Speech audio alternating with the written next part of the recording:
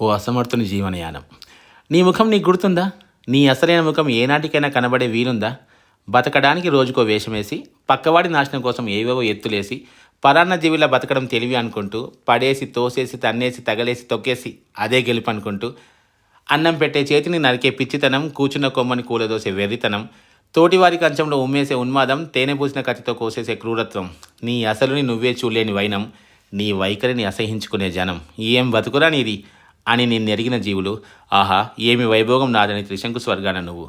అయినా నిజం చెప్పాలంటే బతకనరా కలియుగం మీకోసమే. నాలాంటోళ్ళ అసమర్థత పోన్లే ఎవడి పాపన వాడే పోతాడని భావన. ఇంకేం బతికేయండి గొప్పగా.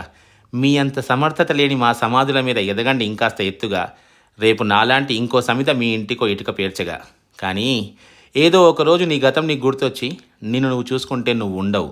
నువ్వు చచ్చి చాలా ఏళ్ళు. పాపం ఈ మత్తులు అవేం గుర్తులేవులే. పర్లేదు ఇవన్నీ మామూలేగా. ఇంకాస్త ఎదగరా లోకం దృష్టిలో గొప్పగా గొప్ప గొప్పగా. ఇంకా నీకు జారిపోయే లోతులేం లేవుగా మనిషిగా వ్యక్తిగా. All the best తోటోడా.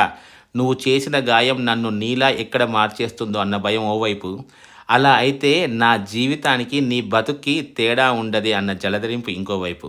వద్దురా నా వైపు కనబడకు. ఎలా కనబడతావులే, నా పైన కదా నువ్వు.